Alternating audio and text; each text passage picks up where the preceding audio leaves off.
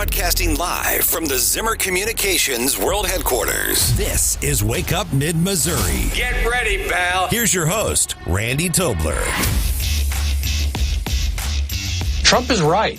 I mean, this is an embarrassment. I mean, the fact that we are actually talking about this case being presented in a New York courtroom leaves me in utter disbelief. I mean, the arguments today did, in fact, capture all the problems here. You know, you had this misdemeanor under state law that had run out. This is going back to related to the 2016 election. You can hear the incredulity of Jonathan Turley about the circus that is that trial in New York City. Welcome into Wake Up Mid-Missouri. That's just one of the stories we're covering this morning. And Stephanie, you got to be looking and just shaking your head. I mean, it's unbelievable what's going on. I think it only is good for Trump, honestly. Yeah. And I mean, we know this was, of all of Trump's tribulations, this is the least best one. And the fact that they're going forward and that they had so much of Trump derangement syndrome that they had to get one in before the election, and they picked this one is a really bad play from whoever is pulling the strings at the top. It is amazing. The least bad one. The least bad, yeah. Least best. Or the least best. Well, there's Stephanie and Hannah, and of course John Marsh along as always this morning. Welcome in. Thank you for being here.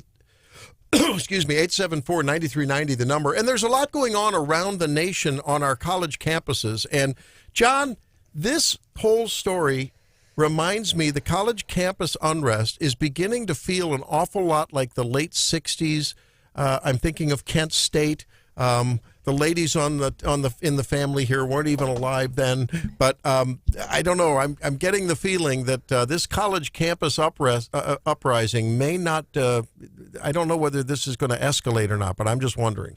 Yeah, boy, sort of like the protests of the Vietnam War with the sit-ins in college administration buildings and ROTC buildings, and like you said, Kent State. I mean, when students were shot by the National Guard there in Ohio. So we'll be looking at that as things are heating up in that realm as well. And in the state realm, our friend Scott Fawn brought our attention to a post by Rebecca Plocker, the wife of course, embattled House Speaker Dean Plocker. And I think it was just a plea from a wife who's been on the sidelines having to watch her husband being embattled. Never mind whether or not he willfully double-dipped on campaign donations or not. I think maybe a lot of women in the audience may have a lot of thoughts about that. She finally spoke out and spoke out stridently, so we'll be talking about that. And she was somewhat implicated in the whole mess because I believe she helps with the campaign finance reports or something. So early on, she was kind of named in the issues. And she did speak out, and I think it's interesting as on the heels of the Denny Hoskins skirmish in that he said, I will always stick up for my wife, if someone, puts their finger in her face and says something nasty to her, if that was actually the case. And here you kind of see the opposite. She is coming out strongly in support of her husband and said, not only, did you say negative things about me, but, you put my family through this, and it's my turn to speak out and to tell folks what the real story is. And I think the point that she makes, and hey, if you guys have a feeling about this, because maybe some of you have been in that situation where your spouse has been in a leadership position, or maybe, whether it's a Cub Scout leader that, my wife once was head of the fifth grade party for the fifth graders, and they were going to have some big party. And I got tired of all the people never showing up to meetings. And then when all of the things were said and done and the plans were made, they were all then piling in. What do you do? And I got a little, I didn't publicly come out, but I got a little burr under my saddle over that. So I think it says something about marriage and about bonds and about defending one's spouse. So you may have some thoughts about that. But you know what I found interesting? She says, for the past 7 months, I have sat by quietly while my husband, our family name, and even me personally have been repeatedly slandered by a fountain of leaks from unelected bureaucrats in the House Ethics Committee activities. Then she goes after Hannah Kelly, the head of that committee. She says, Hannah Kelly either participated in or turned a blind eye to the lies and innuendos being fed to the liberal press, both of whom are determined to destroy the Speaker of the House, my husband, And she really goes after Hannah Kelly after a vote that didn't endorse a report, she released the draft report. And we have invited Representative Hannah Kelly to join us on Wake Up Mid-Missouri. So we shall see if she ends up being able to share her side of the story on the show. Because, of course, every story has three sides.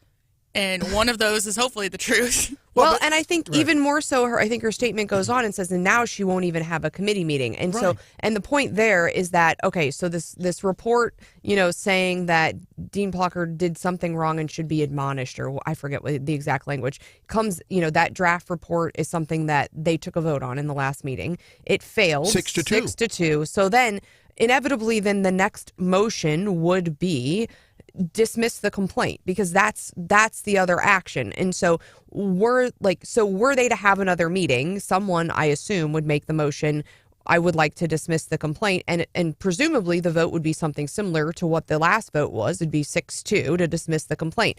Now, they can't have that vote if the chairwoman won't call a meeting. And so I think you see a little bit of displeasure that she's now not having any more meetings from Rebecca Plucker. You're right. I mean, she goes on to say, what upsets me even more after she talks about the thousands of dollars they spent and the wasted hundreds of hours in hearings, and then she said, what upsets me even more is that after all the leaks, the rumors, the innuendos were fed to the left-wing activist press outlets as fact, Hannah Kelly didn't even have the decency to admit that her witch hunt found nothing.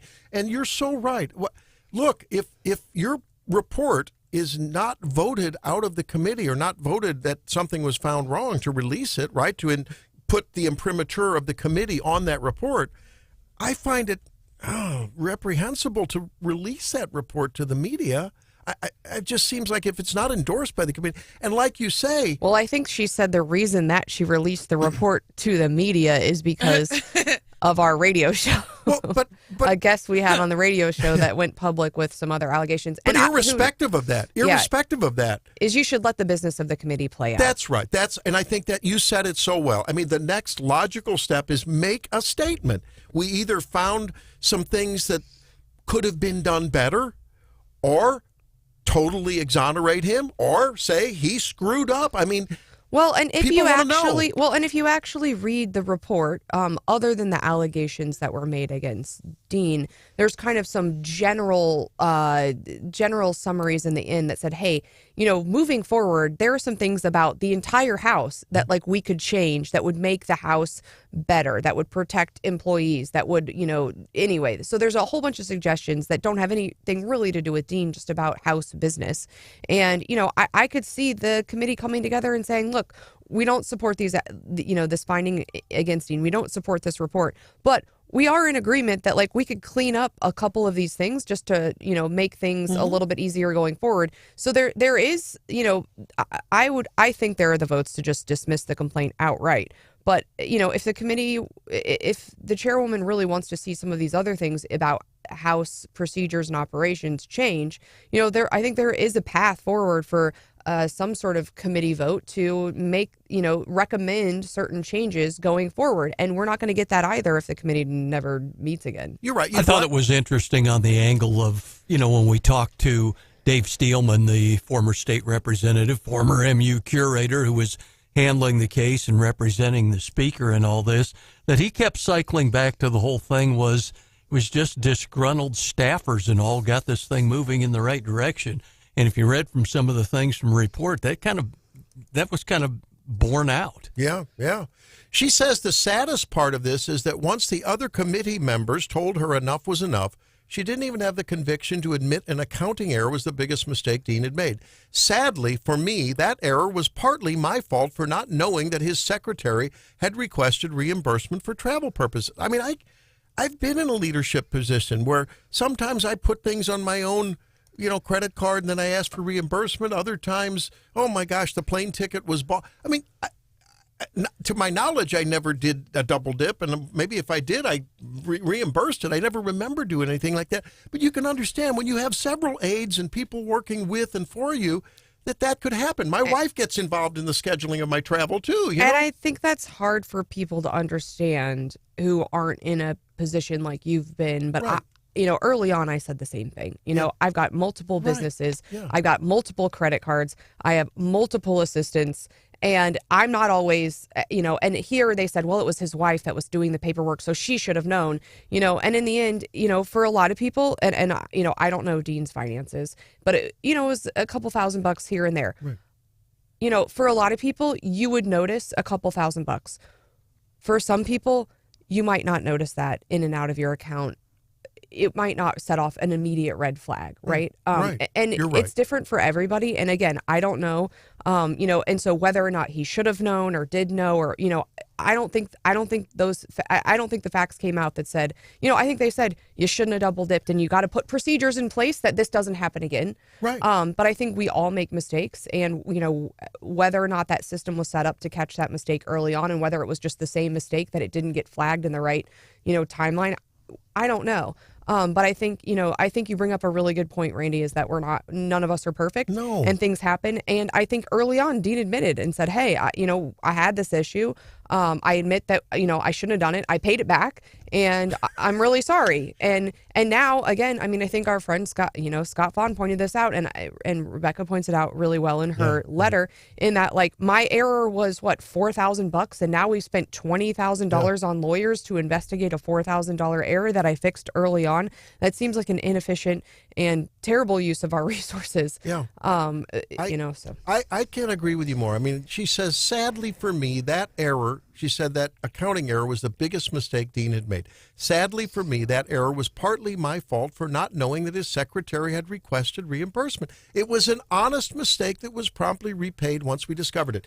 Either Rebecca Plocker is a bold-faced liar and fabricating a story, or there was an honest mistake and some people with an axe to grind politically within his office were just trying to create something there that wasn't there. Maybe there's a third lane that's there too. But one of the things that was talked about at the Capitol very early on with this, about that it was potentially, and the rumor mill, but it was potentially payback for when Dean Plocker picked as his chief of staff former Speaker Rod Jetton, who was the guy that left over allegations of violent sexual assault on a woman, and there was the talk about that. And I'm sure Steelman would concur that this was all kind of payback going back to that era. Yeah, it's I'm going to make a plea for every legislator, everyone in every legislator's office, every school teacher. Oh, you can't do it in the public schools, excuse me. Mr. Yearwood, anyone, Barbara Buffalo, anyone in a position of influence, may I suggest that at the beginning of every workday, you either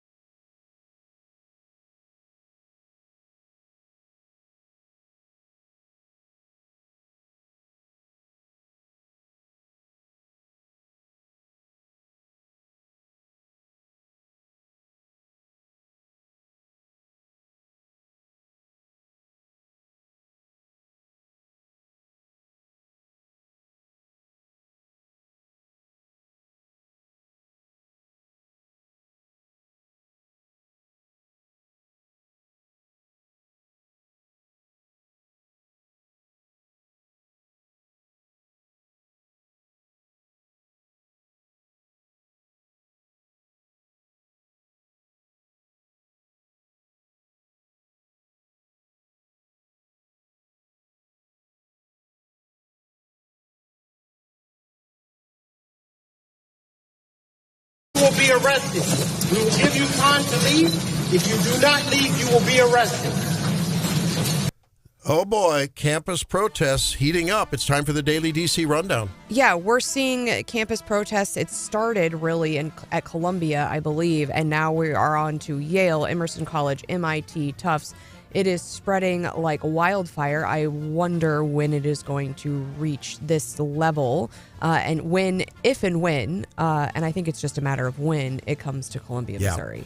And I've got some outreach to some activists in the community from various camps to see if they have any inside information. But you're right. I think it's not a matter of if, but when that hits our fair area. And camps, no pun intended, right? Yeah, right? And we were hearing there law enforcement is getting significantly involved, but now not only is law enforcement involved, university donors are getting involved, and of course members of Congress are saying, have something to say about it as well. So it's getting, sometimes these things kind of stay confined to the, academia and to the universities, and it is becoming a major political issue. Robert Kraft from the New England Patriots, he's withdrawn his support. He says enough of this. As a parent who will be sending children to higher education in the near future, you have to ask yourself, is this where I would want my kids to go? It's something else. I have friends who are doing tours. Some of these colleges that are on the list, they have visited, and you would have to wonder if this is on your list as a parent. Would you send your kid to these places? Looks like look at the money it takes to send your kid to an Ivy League school. You think Mizzou's pricey? What is it, like $90,000 after you take a room and board in after tuition and everything? I mean, it's ridiculous. Oh, I can't imagine. But of course, Biden's going to forgive all those loans. Oh, that's for us, right. Even that $90,000. Here's hoping. Yesterday, the Supreme Court did hear this big homelessness case. We probably won't get a decision until the end of the term, so we're thinking probably late June. They are focusing on this California case that at one time, I think the court overturned because there was some sort of issue about, are you criminalizing someone's status as a drug addict? And so a lot of the case focused on this. You can't just criminalize someone's status. And the folks on the side of the homeless are saying, well, it's just criminalizing them for being homeless. And the conservative justices said, no, homelessness isn't really a status because like tomorrow you could get a home, then you're not homeless. So it's a behavior. Yeah. And so are you criminal? So a lot of the discussion was around, are you criminalizing someone's status or are you criminalizing their conduct? Are you criminalizing possessing drugs or being a drug addict? And so we heard a lot of discussion yesterday. The judges seemed skeptical. They seemed to be poised to perhaps allow cities to enforce these camping bans on the homeless. Be good to see, a little law and order. Right. And then also today, so the Trump trial kicked off yesterday. This morning, we're taking a brief pause to determine if Trump violated the gag order. Apparently, they are saying that Trump had violated it more than 10 times.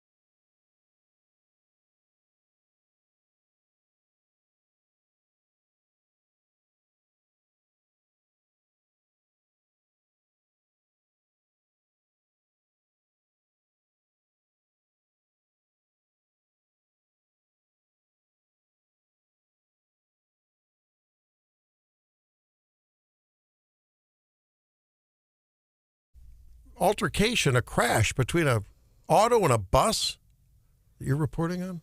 Yeah, it happened yesterday about 4:30 at the intersection of Dix Road and the Industrial in Jefferson City. Police told us that the driver, a 20-year-old Jefferson City woman, was turned south onto Dix from Industrial and lost control, hit the curb, then crashed into the bus, school bus. It was stopped at the intersection there. Was the driver and 4 kids on the bus. Nobody there was hurt, but the driver of the car and her passenger said they had minor injuries. It did jam up traffic for a while right there. So fortunately, could have been a lot worse, I guess. That's scary. Yeah, I got real kids scary. that ride the bus. Glad there were only 4 kids there, because probably if there would have been a whole load of kids, maybe something Is worse it could have still happened. a thing that there's no seatbelts on buses? Yeah, Yeah, isn't that they don't have interesting? seatbelts on buses. Isn't that interesting? Why? But yet you could get cited if you don't have your seatbelt on, right? When you're Well, driving. and now, like, with little kids, Yeah. I mean, I got to pay like a couple $100 for like a weird car seat that's like, metal and all this, and they, the attachments, and it's secured with metal hooks into the seat. I mean, we spend so much time protecting them in our own vehicles, and then we throw them in a school bus and we don't even do seat. Well, that's why what do they call it? Compartmentalization. If you talk to the bus engineers, that's why the seats are big and kind of wrap around with the big padded and the high backs and all that. And that's how they say the students are compartmentalized. And yeah, right. yeah, Right. The still flying projectiles if the bus stops suddenly or, falls over or something, if it tips over or down an embankment. Speaking of those, Hannah, don't make a video out of this, okay? Please. Oh, I would never do such a thing. But sometimes Hang on, let me hit the record When button. my There you daughter go. comes in from North Carolina from time to time, she comes in if her husband's out on a training thing for 6 weeks and, he's gone out of touch, out of sight. She'll come in and spend a week or so. And we do the mad, sometimes because her sister will ride the little kids around and then my wife will ride the little kids around. And we have to do the mad car seat switcheroo. Oh, no. I'm telling you, I need to get up a half an hour earlier. I mean, I had to take out a personal loan so I could equip the grandparents and my husband and my car. I mean, there's no way. I mean, some of those things, I mean, I have trouble lifting them. I mean, they're heavy. well, you need a PhD to figure out that's how the to hook thing. them And up. that's what I said. I'm like, I'm not doing that. I mean, so we just installed them in every car. How embarrassing is it for me to call my daughter and say, honey, I can handle an ultrasound and a scalpel and whatever, but I cannot, for the life of me, figure out how to get this car seat in from your sister's car to my wife's car. Well, and You gotta Maybe if you're a pediatrician. You got to get one of those car seats where it just clicks into the base. So the base stays installed all the time, but the actual little carrier pops out. But that's for like little babies. That's You for have the to little move ones. when you move to these the next one up. I mean, I bet these things are pushing 30, 35, 40 pounds. And then I think like for older parents, right, they're supposed to be crouched in the back, bent over, lifting these big things. They're a disaster. And one time, I forget, we did actually have to move them. I don't think I could. And I have 3. I mean, I had 3 across at one point. We had to try to maneuver them. I couldn't get the 3 big car seats fit in my trunk. Well, and then You need like a pickup truck. and then there's You also had the kids in the trunk? there's also the interesting exploratory dive that you take when you have to get down in between the back of the seat and the seat to get to the Gross. hooks. Yeah. And you'll find malted milk balls there and old chocolate bunnies and French fries. don't forget the French Well, and again, now, they have a date on them and they expire every 90 days or something, and they're like $400. How does this car seat expire? Not 90 days. Okay. That's very dramatic. Every semester. It is, but it is like 4 years. So if most of your stuff, you just will it down to the kid, what goes to the wrong? next kid. They said the Straps get worn. Yeah. Oh, that's a bunch of These horse are- hockey, as my favorite MASH character, Colonel Sherman T. Potter, said. These are the same people who tell us we need a new mattress every 8 years when we grew up on the 30-year-old mattress, Yeah. and you're like, well, whatever. Or the operative instruments that are all nothing but aluminum and plastic and the disposable staplers and stuff that are hermetically sealed. Yeah. And because of effective lobbying by the manufacturers of said instruments, they tell the regulators of hospitals, they tell the regulators, it has a shelf life. If it's a year old, if it goes, what can expire? A tongue blade in a rat. What can expire? Randy also ignores expiration dates on food. Yeah, so most parents do. That's immune exercise. That is exercise for your immune system. One of my favorite TikToks of all time are adult children who play the game when they go home. So maybe your daughters want to play this when they go to your house. And you win the award if you find the most expired thing in your parents' pantry. Our kids do that.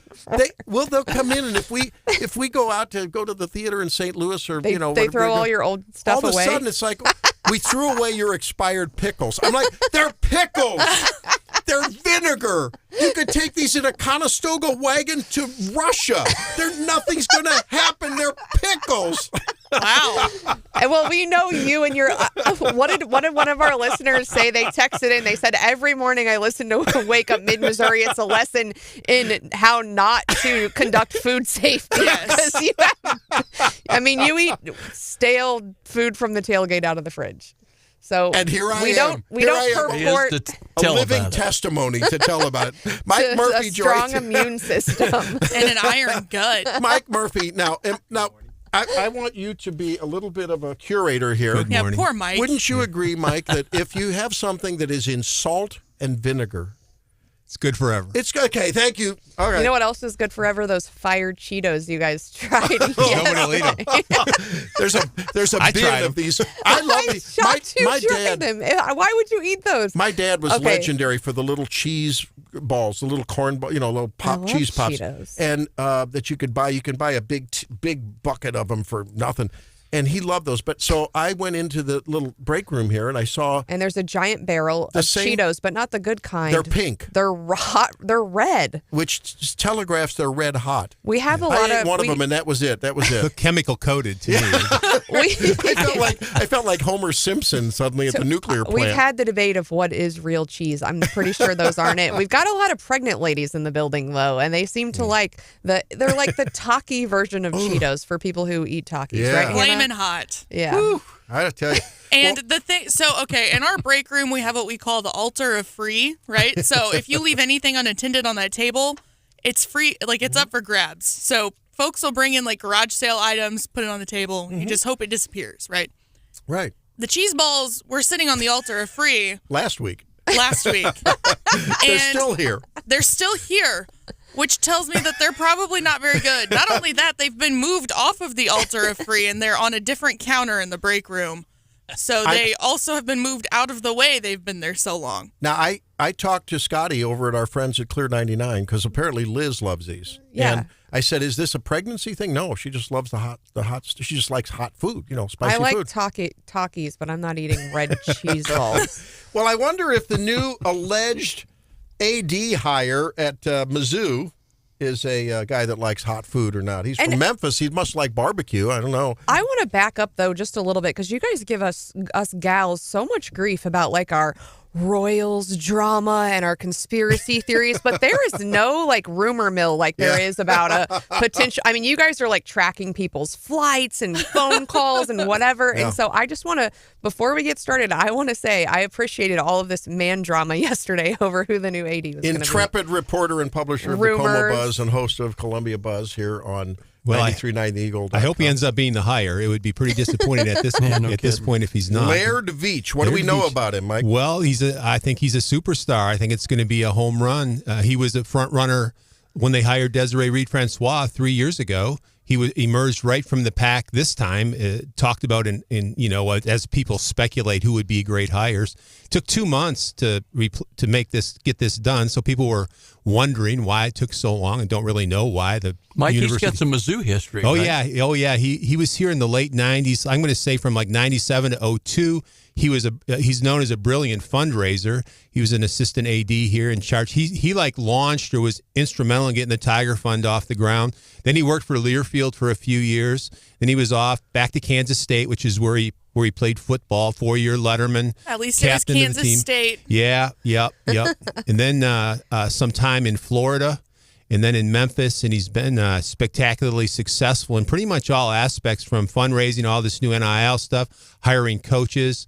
I think it looks like fantastic for MU. And you know why there's so much speculation and so much talk? Of all of the positions, there's the university president, right? Moon Choi, another, superstar kind of guy. But after that, the AD, when you see the impact that athletes have on Columbia, on the University of Missouri, on the entire state of Missouri, and the sort of this high we're riding now, it really drives home how incredibly important that position is, and it only gets more important as that athletics gets more and more complicated, more and more business-like. They need somebody, they need a superstar in that job, and I hope they've landed one. Seems like it. Well, and apparently he's had a lot of success in renovations, right? Didn't he have some history with that too? So a modern day AD, in the old days it was hire good coaches, run a good program, keep things clean. Nowadays it's raise money, build facilities, and manage this new NIL thing, which is raise money. Yeah. Fun, and I think Moon Choi or somebody out of the search committee said that a primary attribute of what they're looking for is somebody who can raise money. It's really important, and I think he's been really good at it everywhere he's been. Well, and I'm going to just put a vote in for a guy named Laird Veach. Yeah, what a name. After Desiree Rilfrancois. Yeah, no kidding. Desiree Rilfrancois, get out your burgundy wine. I mean, come on. I mean, Laird. Yeah. I like an that. NHL Laird name Veach. almost. That's a mid-Missouri AD if I ever heard He's a one. linebacker. Yeah. So I like that. Oh, boy. Desiree Rilfrancois. Well, they're both not common names, and that when I saw it yesterday, I was like, is that like a precursor? Like, do you have to have a strange name that's hard to pronounce on the radio for you to be the Mizzou AD? Come on. But it sounds very SEC. Yeah, it's exciting. Sounds good. So, but not official. No, it's not, and it'll be good to have it done. And it's also good to have somebody in that place. 2 months go by, and Reed Francois' departure. Very weird and unusual. Shrouded it's in some interesting percolating drama. big time behind the scenes. Still behind the scenes? Oh, sure. Well, even out front, Mizzou and Arizona are still arguing over her buyout. Mizzou isn't, or Arizona isn't willing to pay it. I think that the nature of her departure, there wasn't a lot. It's never really been made or discussed publicly what all's going on there. Probably never will. But there's certainly a lot of speculation, a lot of talk.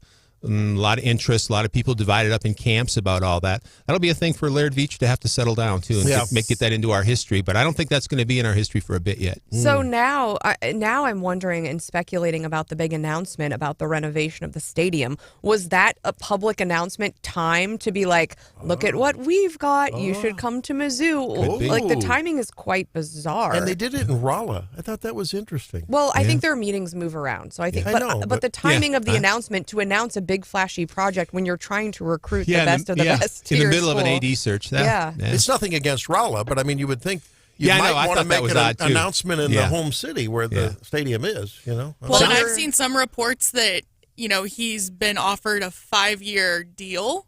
Of course, it's just speculation at this point, but that would be significant, I think. Oh, I don't doubt it. And here's a scoop: it'll take Scott Fawn's approval because he's not.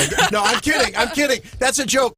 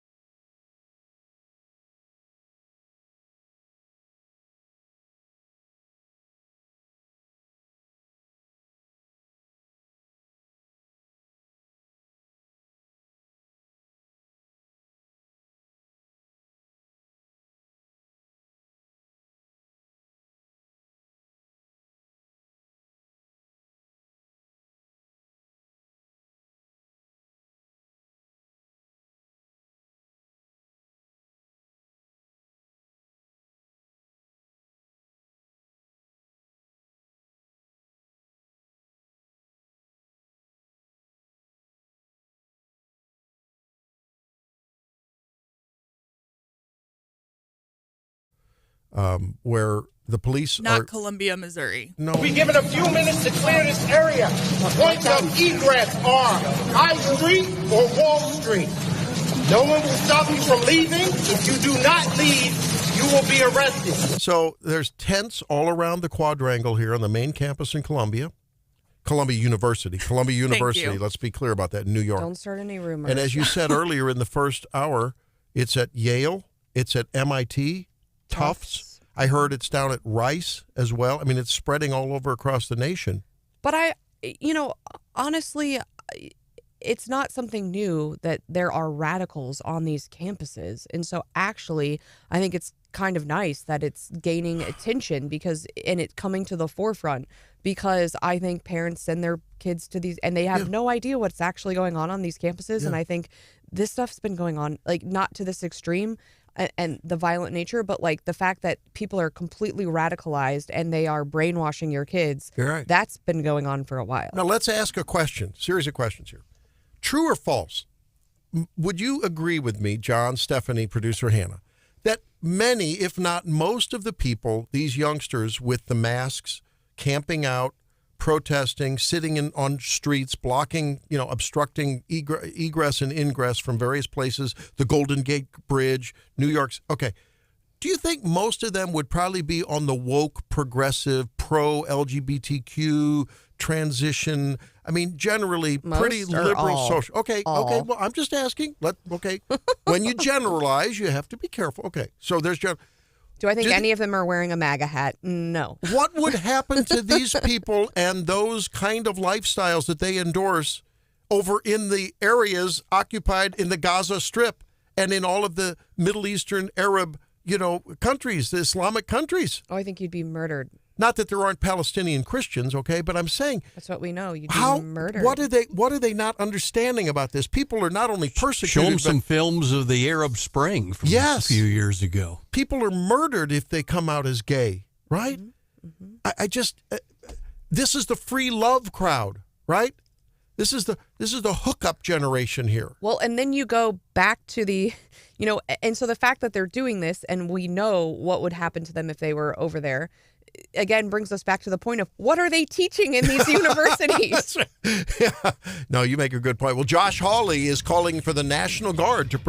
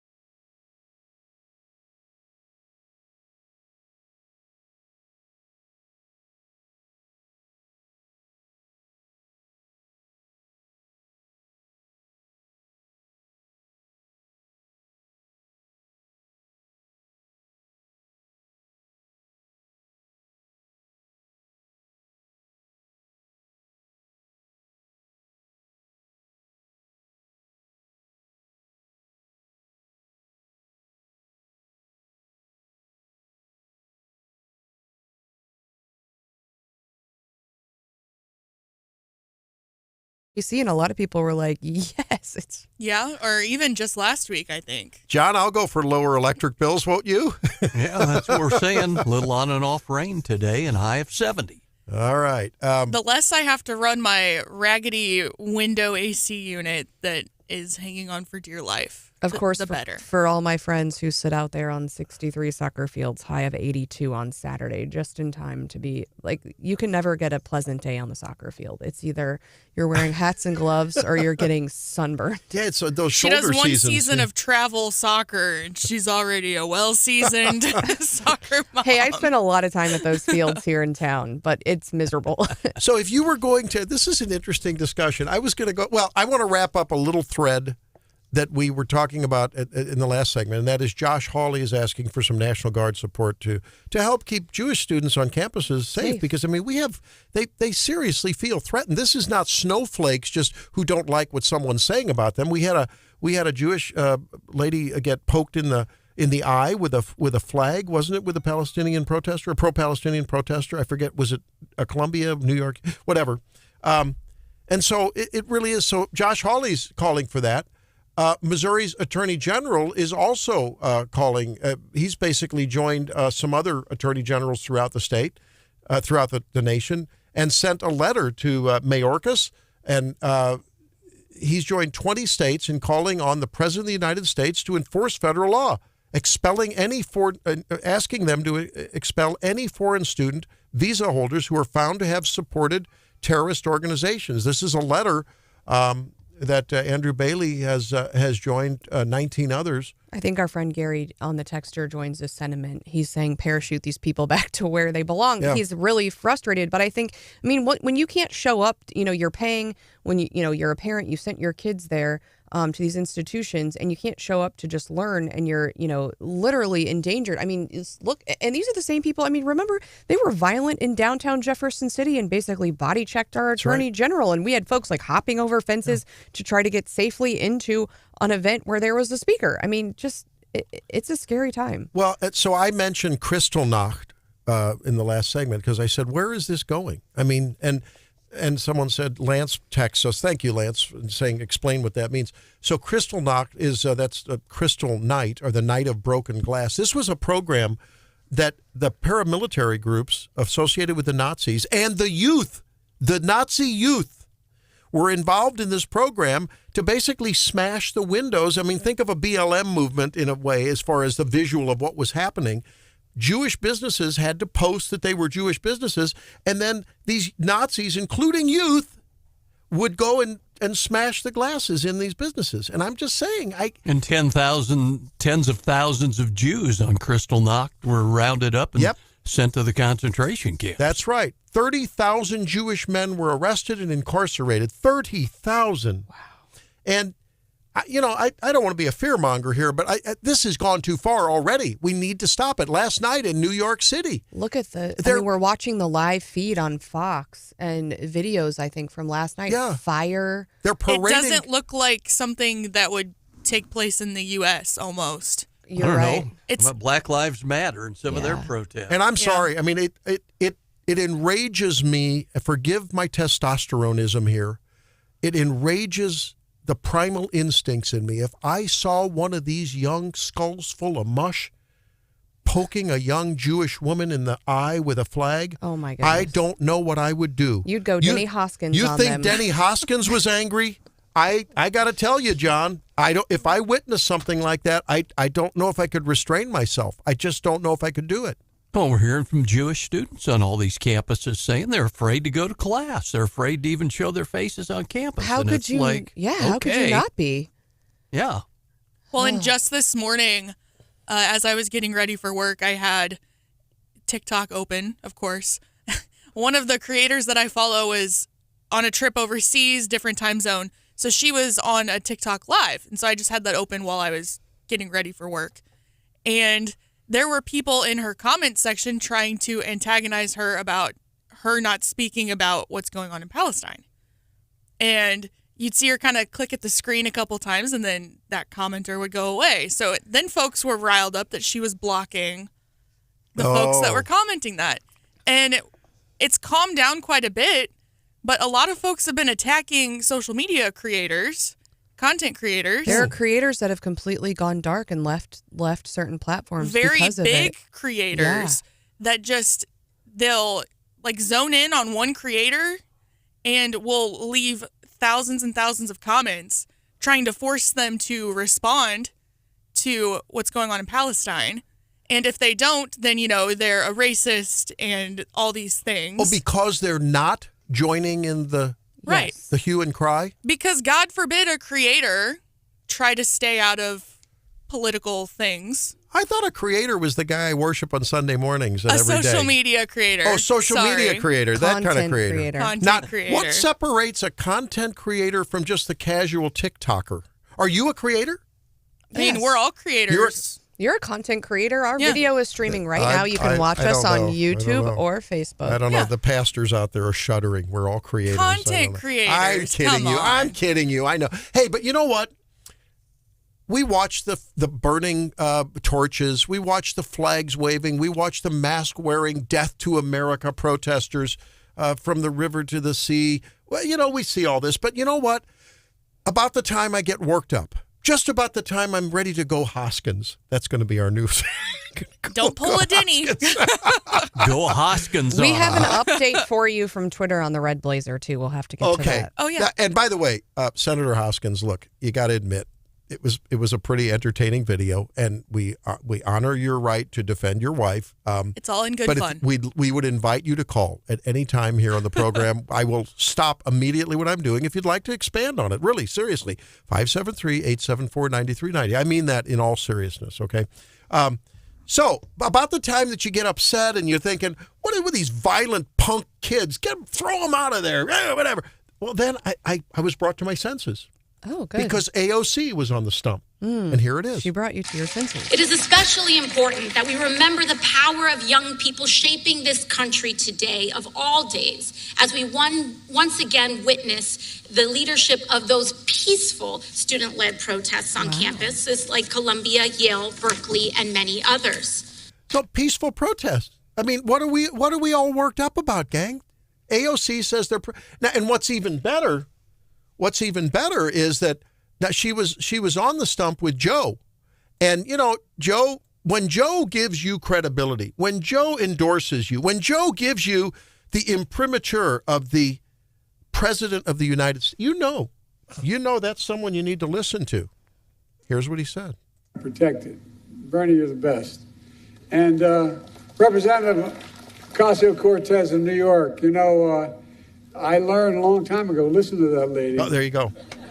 Listen to that lady. Listen to that lady. We're going to talk more about another part of the world, too, real quickly. Okay. So, I mean, come on now. What are we doing to criticize these peaceful protests in these campuses? I mean, I guess let's move on to another topic. What kind of ice cream you like? I don't know.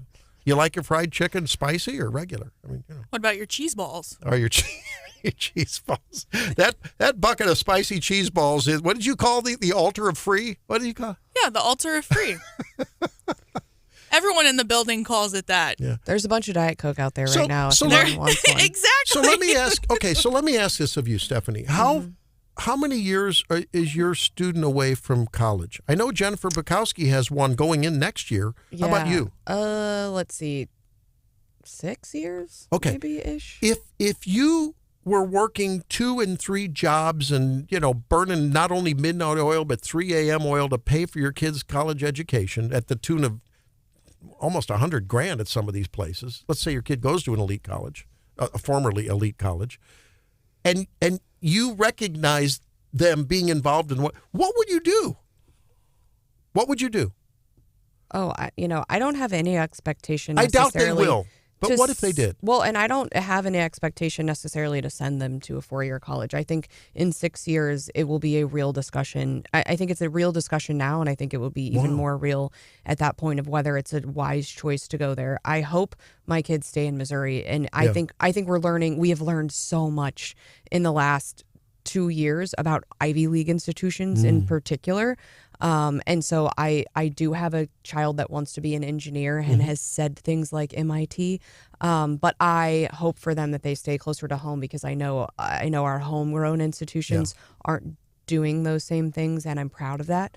But I think it's going to be a real struggle. And I think any parent who's watching what happens on those campuses is probably calling up their student and asking some serious questions. And again, I mean, you'd like to think that you impart the values that you and your husband share, and I know Helene and I did too, but we saw our children come back, and they all went to Mizzou, and this was around the time that the Ferguson thing happened, the last one, Sammy. And she told us about the influence that was sometimes subliminally, sometimes not so subliminally exerted in the classroom in terms of professors that were liberal and had some thoughts that were different than ours. And kids are impressionable, not to mention they want to get grades. Oh, yeah. And so there are a lot of powerful influences that may, in many cases, go against the ideology and the worldview that you have instilled into your kids. And so I wonder how many parents would endorse what these kids across increasing number of campuses are involving themselves with. Yeah. I just don't know. I think it's doing us all a disservice. And I do think, I think college is where you can really, you should kind of get a little bit of a rebel spirit, right? Yeah, I think, and I think that's good. And I think, there were some things, and we fought we went on student government, we fought our university administration on issues, and we fought our local landlords because we thought they were doing people dirty. Mm-hmm. And we went to bat for people, and we felt like we were fighting the man. And I think that's a good thing to raise up in our youth and say, if you see something that's not right, an injustice, you should learn to speak out, but you should learn to do it in a way that is healthy, that is respectful, that is safe. And I think this is really doing us all a disservice. It just seems that the common denominator of dissent has become more violent, more kinetic. This is uninformed, as you pointed out, completely uninformed. I don't know if these kids, who most likely would be the most defensive of transition therapy and gender affirming therapy and man, go over and see how that's working out for you in the areas whose occupation you're defending. I don't get it. I just don't understand it. Well, and you brought up our friend Jennifer Bukowski, and part of one of my favorite lines from her when she talks about criminal justice reform is locking up. She talks about when we lock up juveniles, and she says, no one's stupider than when they're 19. And I think we're seeing a lot of that. Yeah, we right are. Now. Stupider is right. Stupider snowflakes. We'll call them the SS.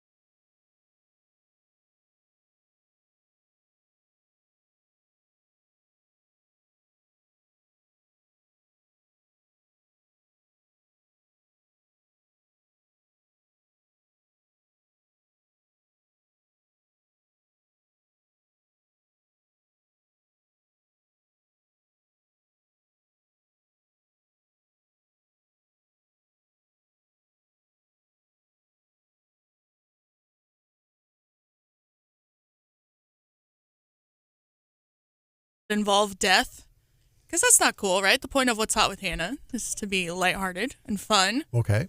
And maybe a little asinine from time to time. Today's story is an exception, but okay. I hope I will be forgiven. All right. We're going to Kansas. I know. We're not in Kansas anymore. 2 strikes against me. Death and Kansas. Yeah. Hang in there, folks. The Kansas Zoo has made an announcement this week that one of their beloved animals has unfortunately passed away. Oh. Her name is Karen.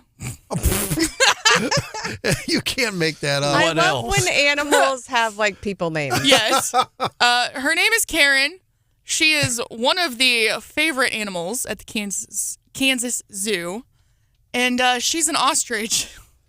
And she passed away because birds are so stupid. I love it. She passed away. I hate birds. I hate birds. Because one of the zookeepers had left their keys too close to the edge of the cage.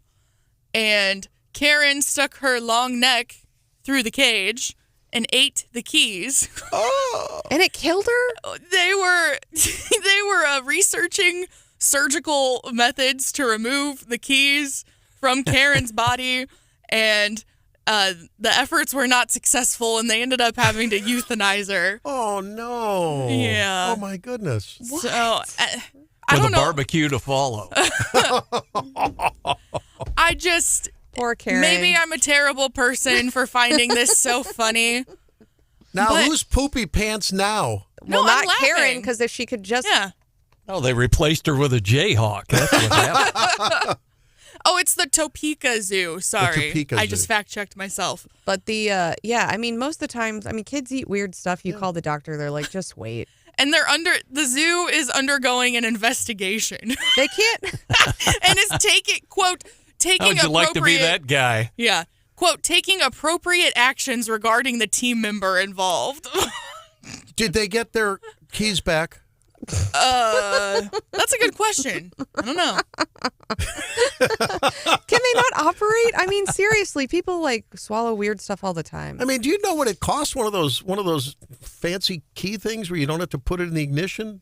Oh yeah, to replace it? Yeah, those are expensive. I mean, $100, $150. Those are expensive. Yeah, and it's a zoo. How many rings were on that key? How many keys were on that key ring? You know. It says staff at the zoo consulted with experts around the United States to undergo surgical and non-surgical efforts to minimize the impact of the keys. But wow. So rest in peace, Karen. That's right. The ostrich. Well, let's take this. We're all going to hell for laughing at this. Despite this story that Hannah brought you this morning, ladies and gentlemen, I would still encourage you to get onto InsideColumbia.net and vote for our Karen. producer, Hannah. There you go. Don't Best do it for radio me. personality on Inside Columbia.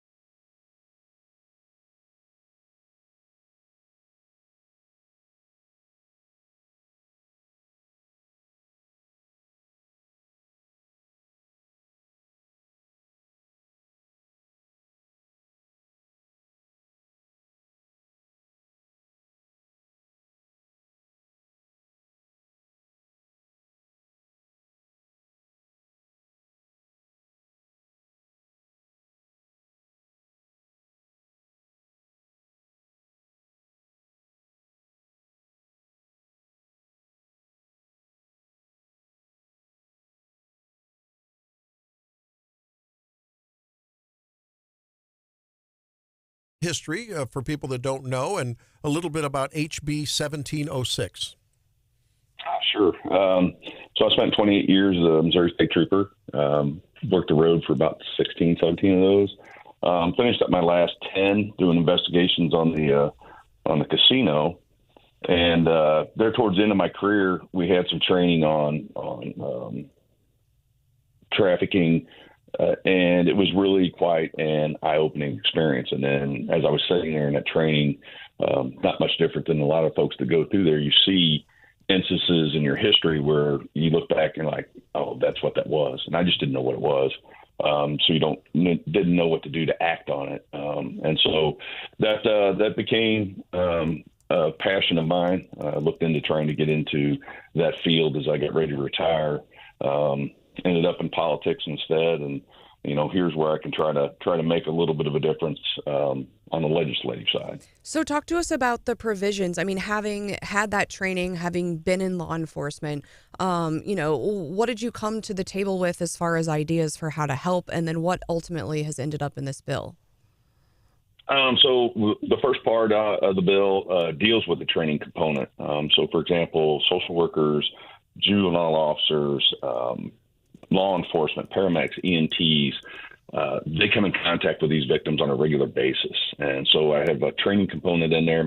All those professions get continuing education, and not adding to, but including in their core hours, some mandatory training on human trafficking, not just awareness training, but also the skills to be able to handle what you're seeing. There's some other parts in there. I talked to some folks from a child advocacy center in Wentzville, and they're really doing God's work on some of the things they deal with. But one of the things that they said would help them would there's a hearsay exception where if somebody, a child under 14 currently is either sexually abused or trafficked, that their interview can be recorded and it's their words in that time. But after age 15, they have to go back on the stand and relive all that trauma. So I'm moving that to 18. It has a restitution piece in there. It's really important that we make sure that we try to get these people whole. For those that have been through this lifestyle, there's a lot of medical trauma. There's psychological trauma. Housing is a big thing, and job training, so they don't go back to that. And then one of the last provisions in there is actually raising the penalty for patronizing prostitution to a Class B felony. Currently, it's a Class B misdemeanor. And some folks will say, well, this is a victimless crime. And when you start to understand that 8 out of 10 folks that are either online solicitations or out, however you might find that act to do, that 8 out of 10 of those people are actually being trafficked. It might be through a boyfriend, might be through a parent. And so I want to try to address the demand, take down that infrastructure that protects and kind of hides it in plain sight, along with some of the other aspects of it. It's interesting. My days taking care of patients, I've seen through the years women, young women, girls showing up either at the office, the emergency room, or the labor and delivery ward. And you get the sense something tells you in your gut something isn't right. But I think there's a lot of what do I do with this information? I don't want to make a false accusation. You see a guy with a young lady, they claim to have a relationship. Often there's drugs involved, and I think my supposition is often there may be some trading of sex for drugs and trafficking. Explain the kind of scenarios that people might see. You're talking to here in Columbia and in Jeff City, a large medical community after all. And so what kind of things should people be looking out for that may be sort of subtle signs of manipulation and beyond that trafficking? Well, let's just go look at some of the scope of this problem. And you're absolutely right. Yeah, I know you practice up in a rural area, but this is taking place in rural areas. It's taking place in suburban areas. It's taking place in our cities. And there's a group that's called the Polaris Project. They're a nonprofit that work in this area, and they put together 25 examples of modern day slavery. And just the first couple off the top, escort services, so a lot of that's online, illicit massage businesses. There are 94 illicit massage businesses in the state of Missouri currently suspected. And these are storefronts, and it's strictly for to provide commercial sex. And when you look at that, Boone County, there's 13 suspected ones. Wow, in Boone County? County? Didn't know that. Whoa. You probably didn't know that. No. Yeah, there was 20 in the St. Louis area, 20 in the Kansas City area. They're down in Greene County. They're in Boone County. And when you start to look at that, I don't think we understand the scope and the scale of all this. And then, get into, the outdoor solicitation. Those are the people that are, that would be standing on a street corner. But then there's residential sex trafficking. You had a case down in St. Louis where there was a female brought up from Tennessee by a guy that she met online, and he was trafficking her out of a vacation rental. And so, I mean, that's just the sex side of it. That doesn't get into,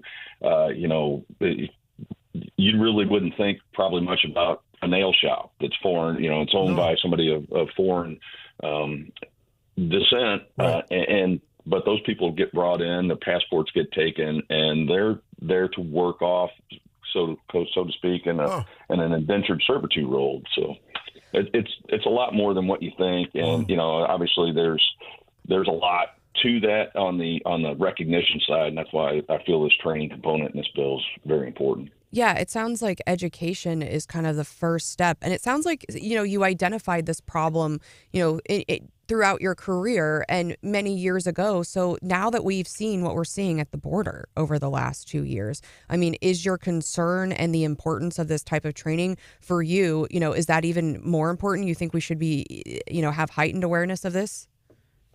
I do. Obviously, that's going to exacerbate some of that. You're bringing in people that don't have a way to work currently. And so they're more susceptible. They're vulnerable. There's a language barrier there.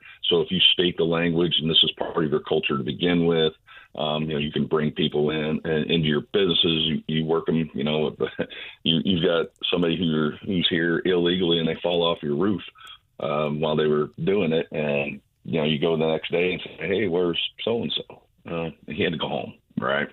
Because they don't carry insurance. There's a lot to this. And yeah, you're going to see, I think, in some of the cities, our federal government's shipping people all over the country, and these people are going to be preyed upon as well.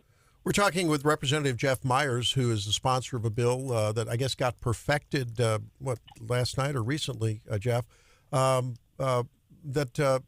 really is about the protection of children and vulnerable people. This is about sex trafficking and other. What did you call it? Slavery? Modern day slavery, right? Modern day slavery. Yeah. All right. He's with us on Wake Up Mid-Missouri.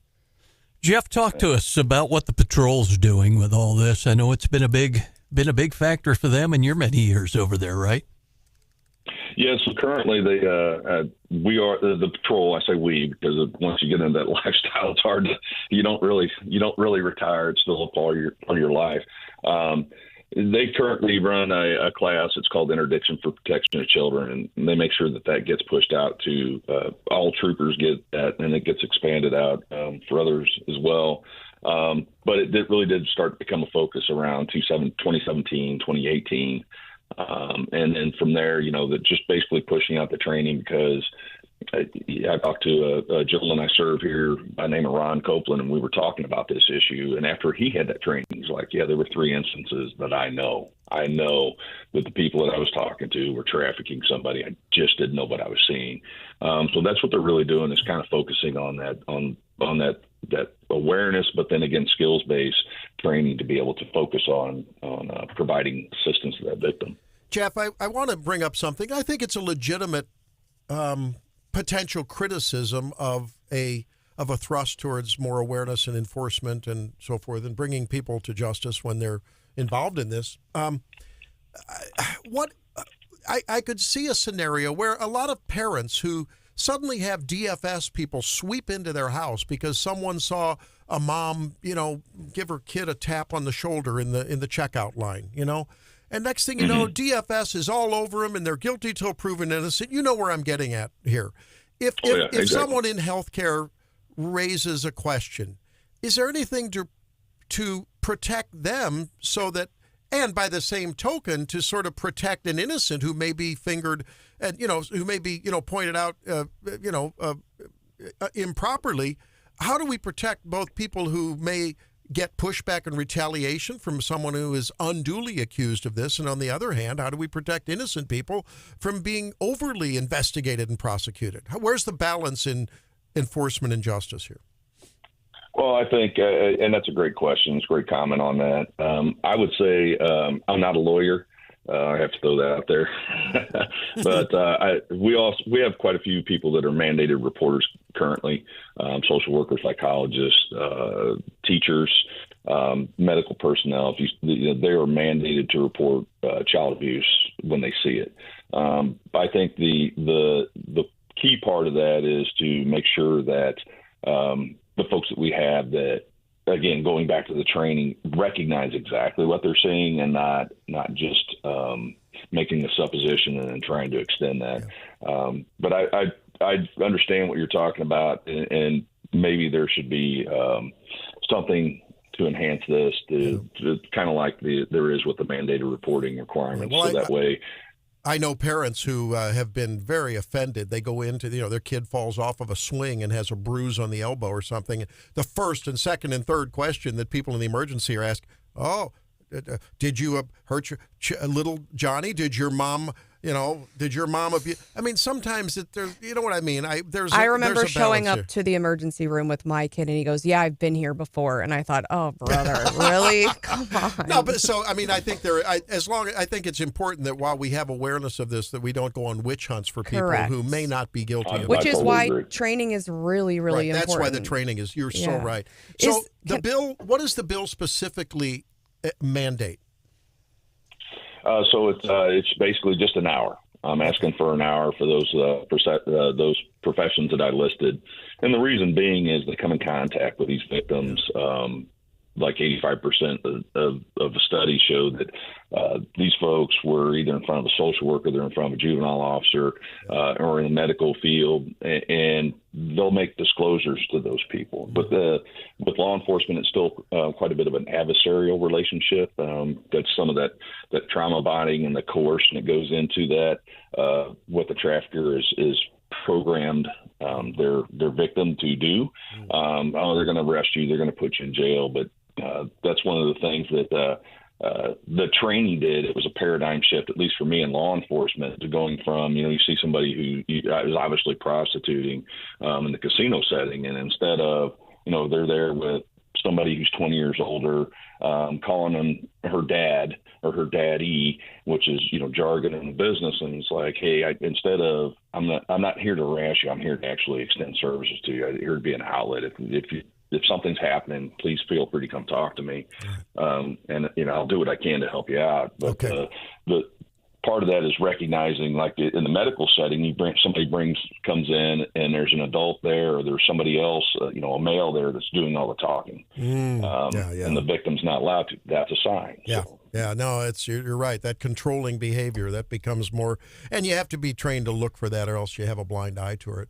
So This is HB 1706 and I guess 1539, Protection of Children and Vulnerable Persons, sponsored by or introduced by our guest, Jeff Myers. Hey, thank you, Congressman Myers. We really appreciate it, Rep, because I want people in the area to please contact their representatives.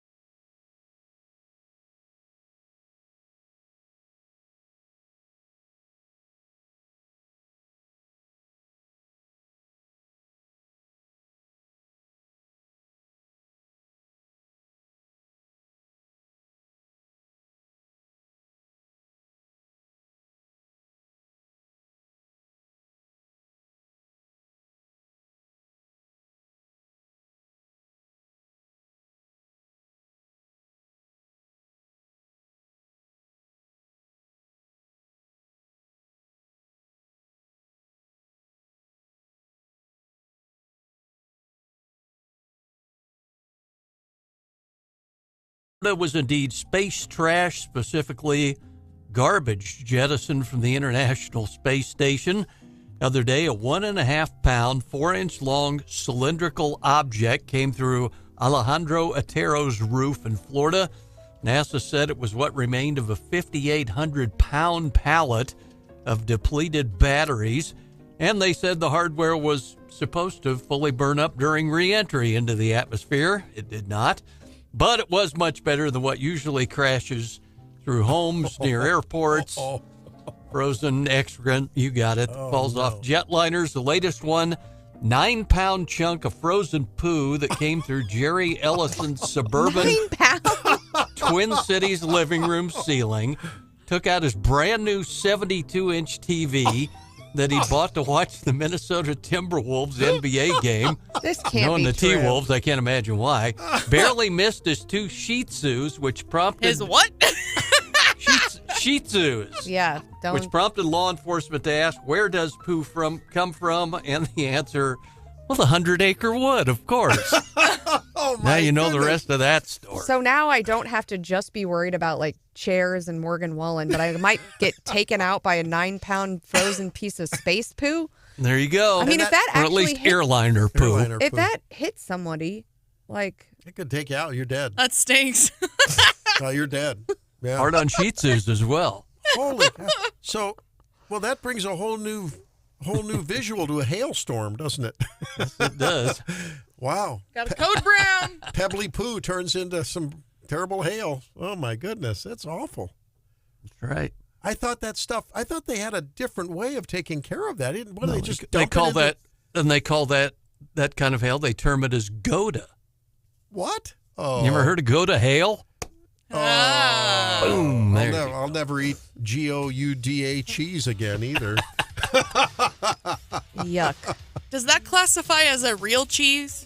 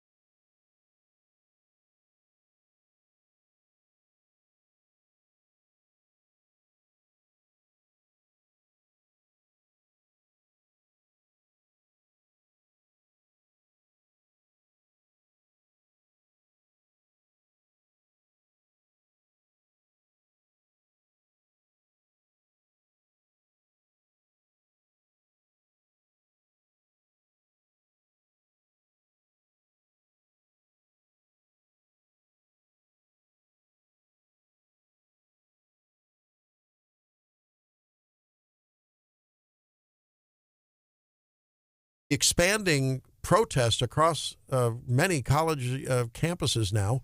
The anti-Israeli Death to America protest by young skulls full of mush who should be in school, but rather camping out in what is amounting to many autonomous zones around the nation.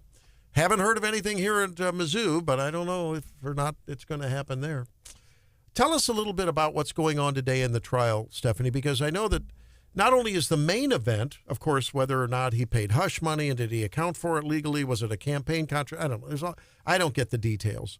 What about the Not a lot of people do, because of course nothing like this has ever really been charged before. So there's a sideshow, though, about a gag order and a hearing today. It's going to be the main show today. So the judge is expected to hear arguments this morning on whether Trump violated the gag order. Now, the gag order prevents him from attacking witnesses, prosecutors, and court staff. The district attorney's office has claimed that Trump has done so and violated the gag order no less than 10 times, mainly via his Truth Social platform. Apparently, he made some reference to sleaze bags, and they're saying that was a reference to Michael Cohen. He's made other comments, and so they are saying that he should be fined for these $1,000 per violation, and that he should be reminded that under New York law, he could actually go to jail for violating the gag order. Like a month per charge? I think yeah, I think that's right. Wow. And $1,000. $1,000 per violation. So if Trump goes to jail, I think the election's over. If they put him in jail over violating the gag order, I think people will rise up. But I think Americans look at this, and all the while that he's been under this gag order, whether or not he abides by it, Michael Cohen's been out there spewing all kinds of stuff, anti-Trump stuff, right, about what a dirty, rotten bird Trump is. Meanwhile, Cohen is a serial liar. That's been proven in court, right? It has been. Okay. And then Stormy's out there making waves about Trump, too. I mean, she can. Why is it that everyone else can do things and say things, but the defendant can't? Because his last name starts with T and rhymes with. Yes, I know. There are a lot of rules that apparently only apply to people named Trump. Stephanie, talk about the whole criminal intent angle on this. I mean, that's what it all focuses on, doesn't it? They have to prove that. Well, and I think, and let's be serious, though, about witness. I mean, you don't want people actually intimidating witnesses. I mean, that's serious, right? Yep. But here, Trump's going to Trump. And, if everyone's out there disparaging him, it seems unfair that he can't, say whatever he really wants as long, and we've seen other people get in trouble for it. I mean, it was, I think the most recent, and I don't follow, criminal trials that closely. Sam Bankman-Fried, though, remember, he was caught actually intimidating witnesses, and they threw him in jail and said, you got to sit before this trial because we can't have you. These people need to be able to get on the stand and tell the truth and not feel like they're intimidated by you. But when Trump just says, yeah, that Michael Cohen guy is a sleaze bag, are we really going to put Trump in jail over that? And before that, I think he made what sounded like a pretty solid argument that the judge in the case, whose daughter is deeply involved with Democrat politics and a big Clinton or Biden donor, I think. And she had the picture on her Twitter, if I'm not mistaken, with Trump behind bars. Wasn't that part of her profile picture? Wouldn't a judge, if they were that? I read a law, an obscure law in New York that someone referred to on the Xer, the Twitter, that explicitly says that if you have within 6 degrees of familial separation, you need to recuse yourself. Well, why wouldn't the judge have to recuse himself? You think you're going to get another judge in New York that also doesn't hate Trump? I don't know. Good point. There's a lot of weird things about this trial, the situation, the charges. I think at this point, why not? If you're Trump's camp, why not just go forward? Because you have a good narrative. I think the facts are on your side on this. And we are expecting the trial to actually resume today. Yesterday, they called their first witness. They called the guy from National Enquirer, David Pecker. And once they get this...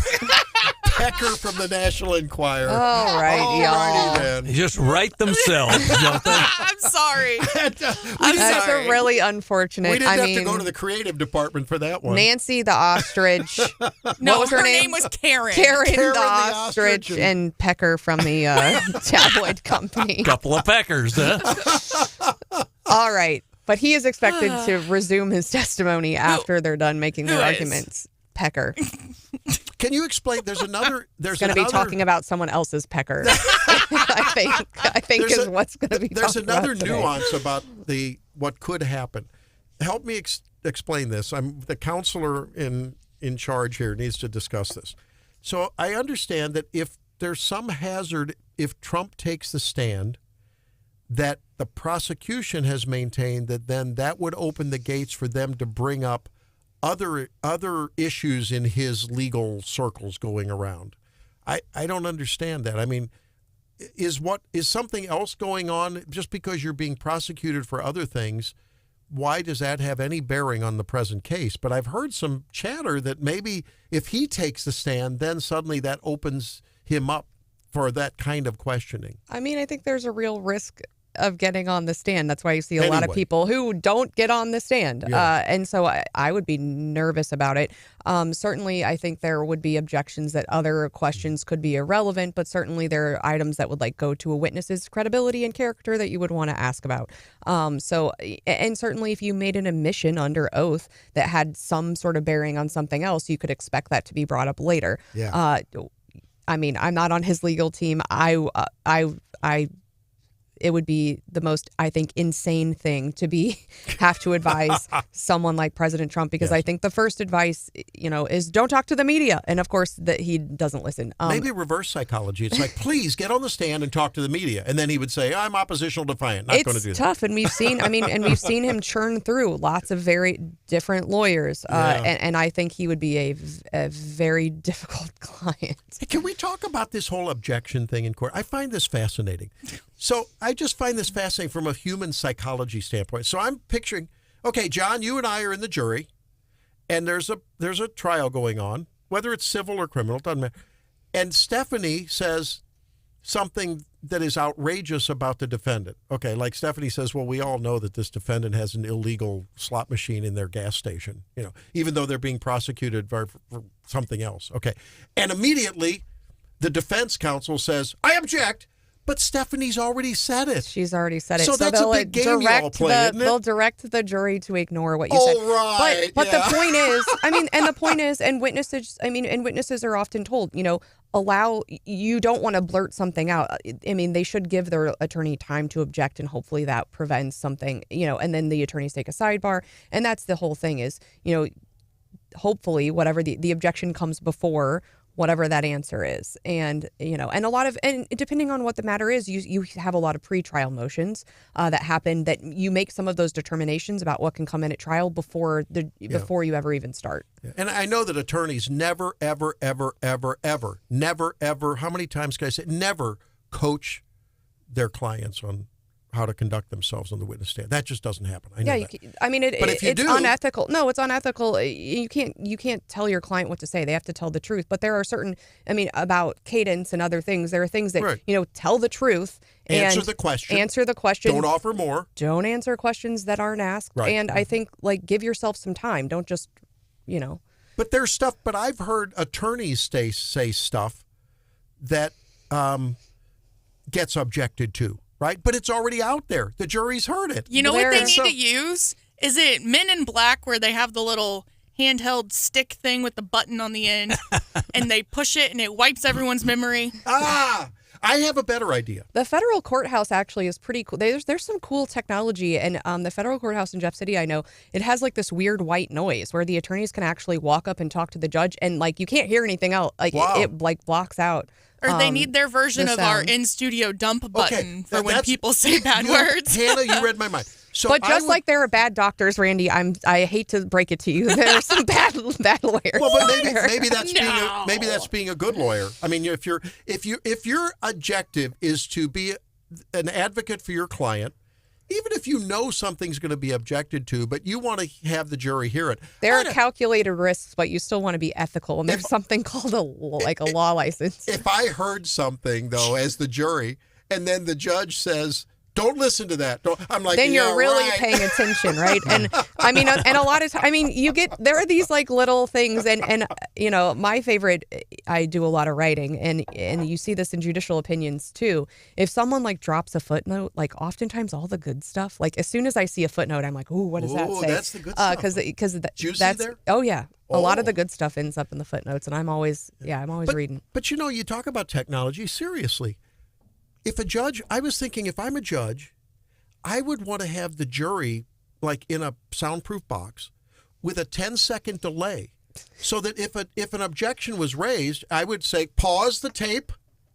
Pause the tape, and then I'm going to rule on that, and I'm going to decide whether I want the jury to hear that or not. And I would either be able to do that or not. Right? And that's the point of some pretrial motions, is that you get some of the really serious stuff that could be really prejudicial out of the way. And then again, if something comes in, I mean, there are lots of fights about that later on, is that, you know, this should be overturned because something either came into evidence that shouldn't have come into evidence, or there was something that was excluded that the jury should have heard. I mean, think about it from the other perspective. Imagine all of the things that are kept out that you wish those people would have heard. And people say the thing about the OJ trial, and they say if all you did was watch the media, fine, but there was so much evidence that didn't come in that you kind of knew, but that the jury never heard and they couldn't consider. Good point. That people say if you actually watched every day of that trial, you might have come out the same way that the jury did. Yeah, not only the jury, but a lot of times the defense side, they'll say, well, we didn't have evidence that was shared with us by the prosecutor. And so that's where the appeals court may overturn something, right? A lot of times the arguments are about evidentiary issues. And then what happens? Does it go back to another trial? It depends. It's a famous lawyer answer. It depends. It depends. I can never. At least once a show, we have to get that answer. Yeah. It depends. We should call up our friend Jennifer Bukowski. Yeah. I'm sure she's got some good stories. Yeah. No, I think these are the things that we find interesting, because you have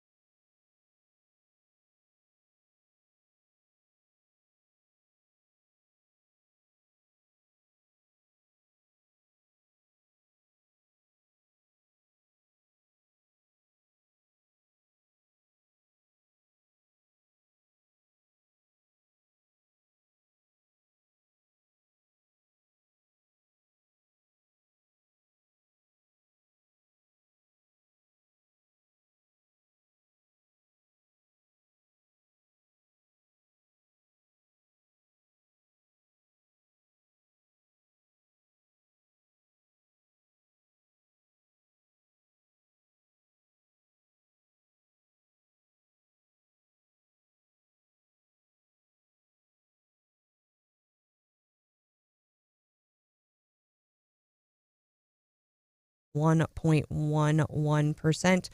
Technology doing really well yesterday. We're getting, this week, we're getting a lot of technology reports in. We are expecting a report about Tesla later today, which a lot of people have their eye on.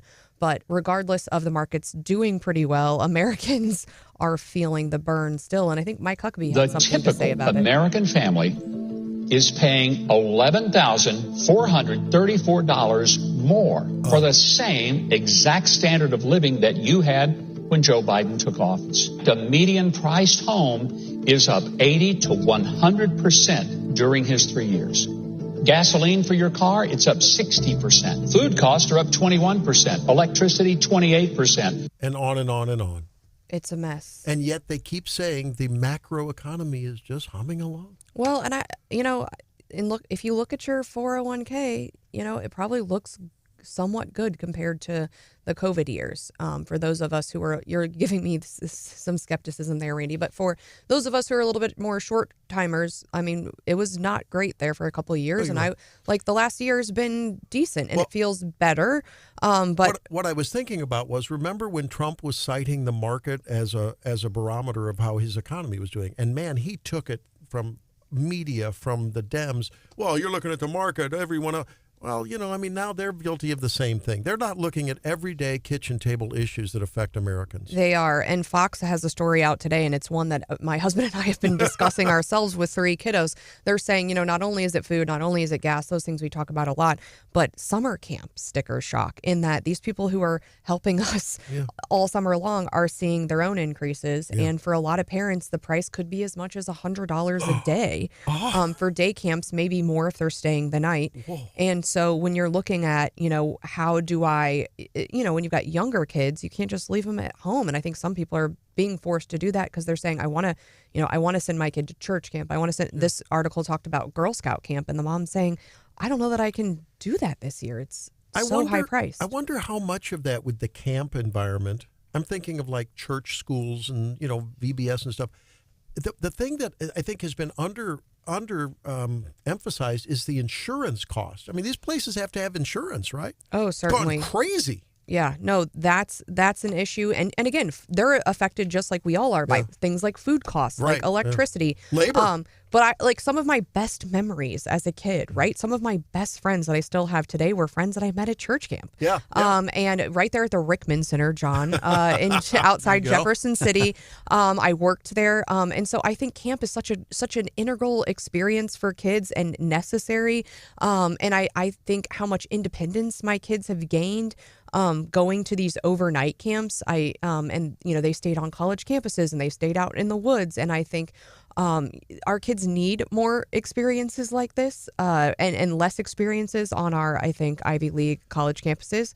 But it's sad to see that for a lot of families, it's becoming unaffordable to be able to send them to something as simple as summer camp. Yeah. Well, I mean, we've read about where daycare costs for a lot of families. It's just not even worth one party to go to work anymore because you're pretty much paying for daycare. That's what you're doing. Yeah. I've been there. Done that. I had 3 in daycare at one time, and we had the conversation of do we sit someone out? Yeah. I think a lot of families have been in that situation. Maybe for some, if you have parents that live in the area, the problem is folks leave their families, the families become spread out. Grandma and you grandpa worked may not your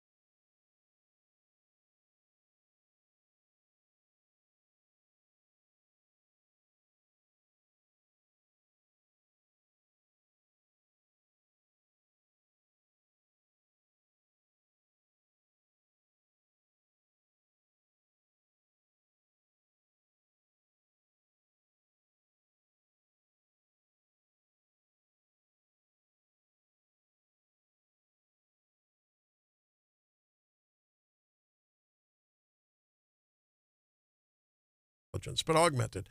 Well, why? Because think about it. I mean, that's the rabbit hole center of a black hole of the universe, right?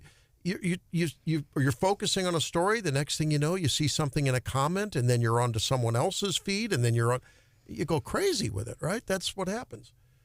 And look at that. Now, look on your feed. For those of you that are watching up my us, screen for time those of you that are report. watching, John, I'm you catch feeling that? triggered. Did you notice that the ladies on the show are both immersed in their social media? Because I have my screen time up. Yeah, that's what I'm doing too. We should. You don't know how to check yours, but I could check yours for you, and then you'd be in trouble. I don't know. I get messages about it, but how often do you think Americans check their phones? How many times a day do Americans check their phones? A lot. 144 times a day on average, according to a survey, a 2023 survey by reviews.org. How many hours are we awake? Are we awake for like 18? You said 144 divided by times a day. 18 hours. So that's like 8 times an hour. I don't know. I'm below the average. What? Oh, come on. I swear I am. I'm way above. Oh, now wait. As far as number of times checking your phone? Yeah, so my phone says that my daily average in terms of pickups is what they call it, is 92. What? Whoa. Wait a minute. That sounds like how many times did you pick it up to look at it? Yeah, check Yeah. it. Yeah, that's what I consider checking my phone. What's yours, Stephanie? I don't see a daily convenient. Big here we go. There. My daily average isn't bad, 155. But like yesterday was over 200. How do you find this out? Well, here, give me can your you phone. find out? Last for me? week my average was 135. I'm going to say, Hannah, though, that's for you because I don't think you ever put your phone down. Okay, true. So here's some. Okay. You ain't got to come at me like that. Now there's one thing. Okay, so what we know. Randall. What we know about the science of productivity and work output and workflow. I've looked into this a lot. And what we know is that distractions are one of the most disruptive things from getting meaningful work done. And the distraction. Well, you're not very distracted because you're at 32. Thank you. Like that's his average? I will proudly wear that banner. I think my husband's also at 32 because he regularly gets the question mark text of like, why are... Like, you don't want to get Stephanie's question mark text. If I text you, I expect a response. And 32 pickups is not enough for me. Like that is, I mean, we would have a... Wait a minute, you expect a response? Yeah. Hang on a minute now. But that is you should get a trophy for that. What's his daily average screen time? We are what is this? Stephanie's all into my phone here. 40 this is just today. Oh, we need a weekly. Ooh. It's a lot. How much? 4 hours and 24 minutes. Well, that's because I'm prepping to try to keep up with y'all. y'all. Now the excuses are starting. Mm-hmm. But now, like TikTok's not your most used app, so you're good there. Oh. But messages, me too. I mean, text messages is high. But okay. I mean, so 32 pickups. There you go. And I'm at like 150. What I've tried to do, I think it used to be more. I have tried to set aside time to like make appointments for, okay, it's time to sit down and spend a little time with the phone. That gets me in trouble with people like Stephanie who expect you to respond to a text. I can't always do that. Well, and you don't have an Apple Watch either. I will not have a watch. I like an analog watch. I'm a watch guy. I like watches. Do you have like a collection? Yeah. Tell us about the one you're wearing. Well, this is just a Citizen. It's an Eco Drive. This is for all of you people in Colombia who loved the Earth Day yesterday. Eco There's like Drive. a name for people who are like super into watches and they do like the drops and I stuff. especially like automatic. It's called wealthy. No.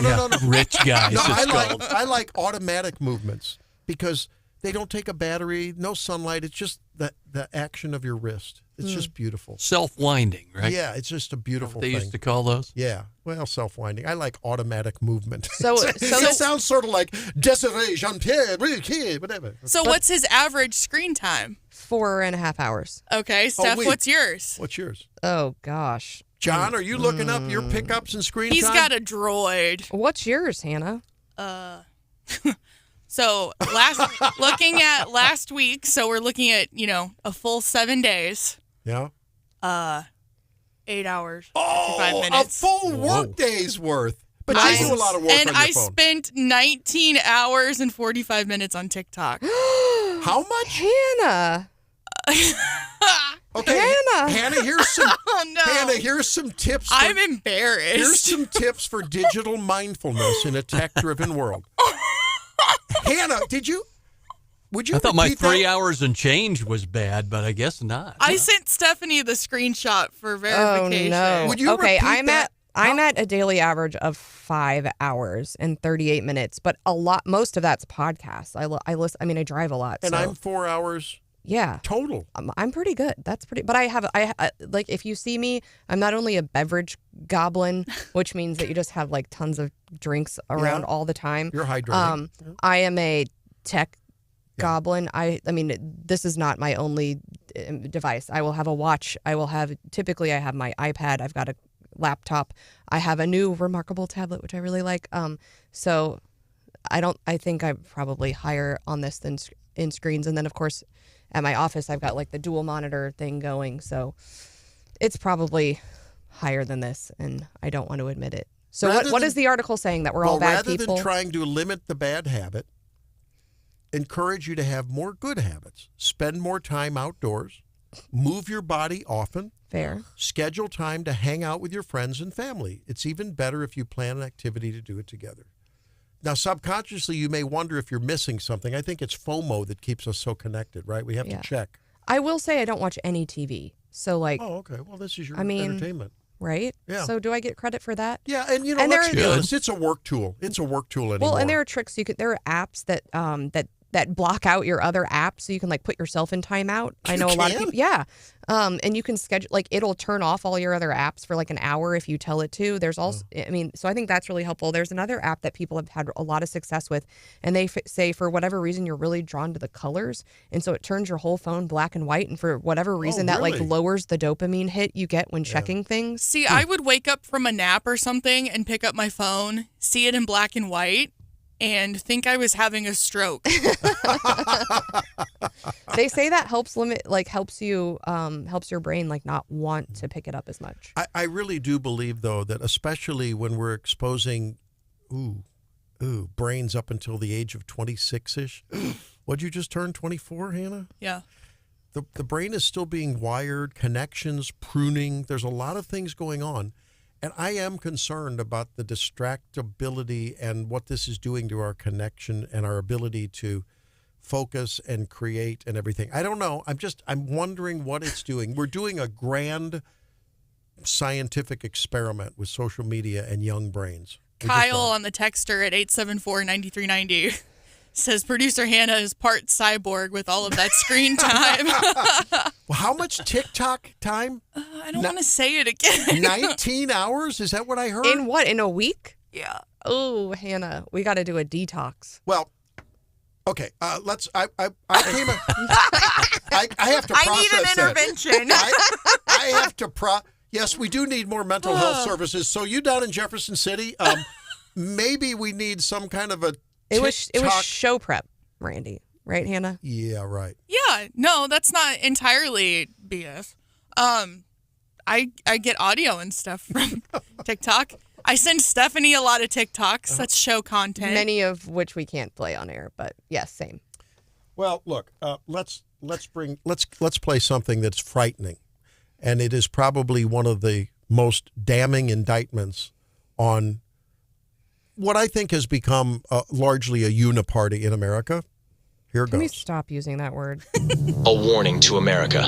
25 ways the U.S. is being destroyed in under 2 minutes. 1. Open borders and illegal immigration. 2.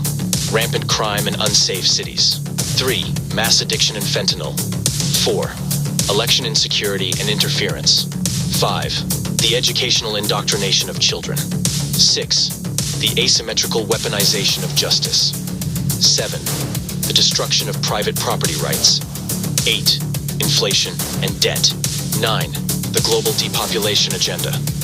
10. Record low fertility and plummeting birth rates. 11. Unaccountable federal bureaucracies. 12. Toxic food supply. 13. Vaccine and pandemic disinformation. 14. The trans-contagion and sterilization of children. 15. Overprescription of pharmaceuticals. 16. Destruction of the nuclear family and parental rights. 17. DEI and the new racism. 18. Moral and societal decay.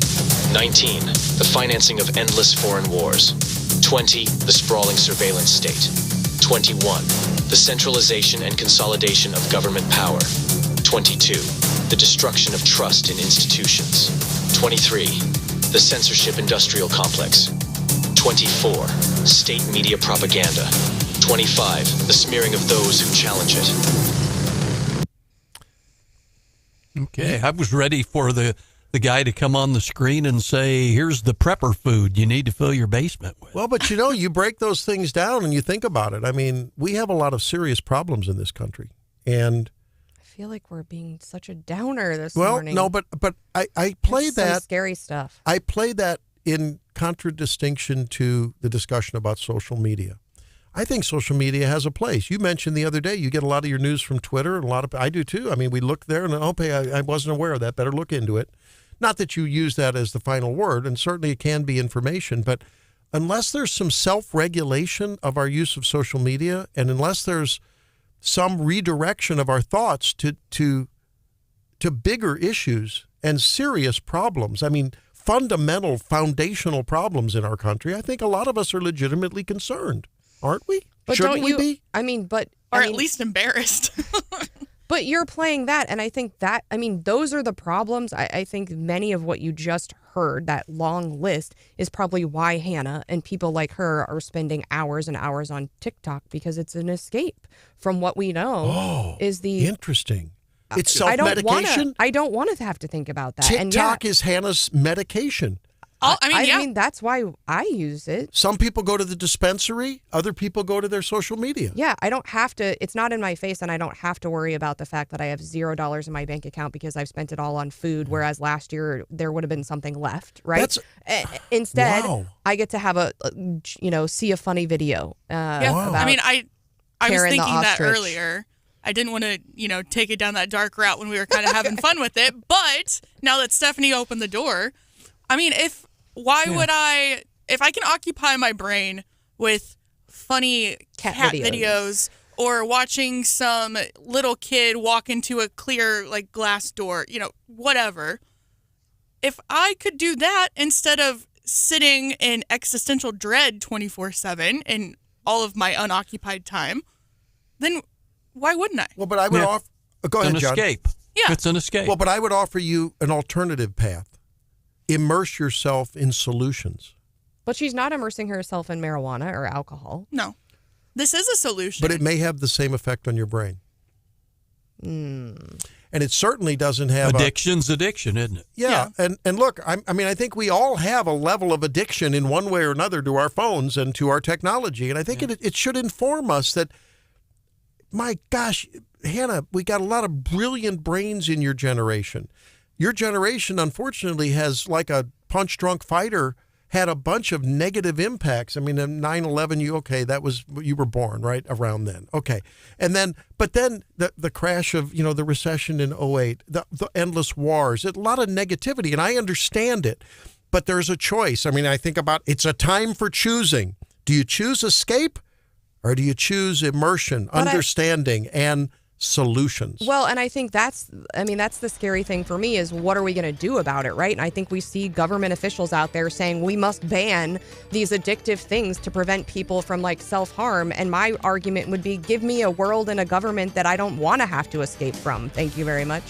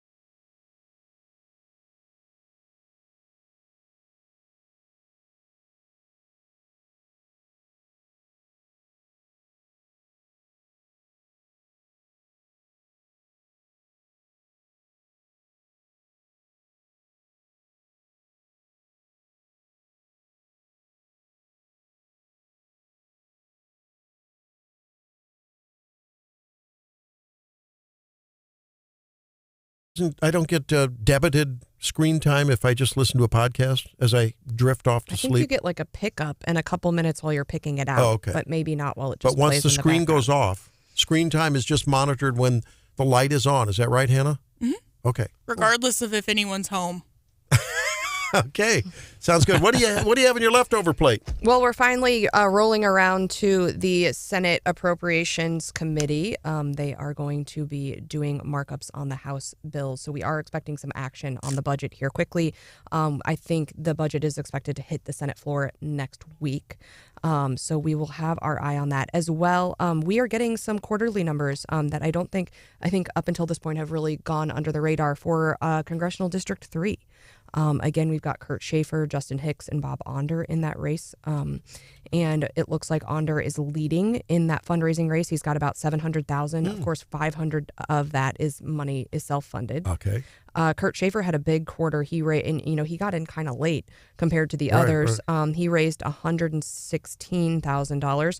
Justin Hicks raised only $16,000, but has thrown in almost $30,000 of his own. So he's sitting at 44 behind the other two candidates. So those numbers will come into play as really concerning how wide they can get their name out, especially in a district where you've got the Mid-Mo folks and the St. Louis folks. And so Kurt Schaefer is going to be worried about letting the St. Louis folks know about him, and Bob Onder's got work to do here in mid-Missouri.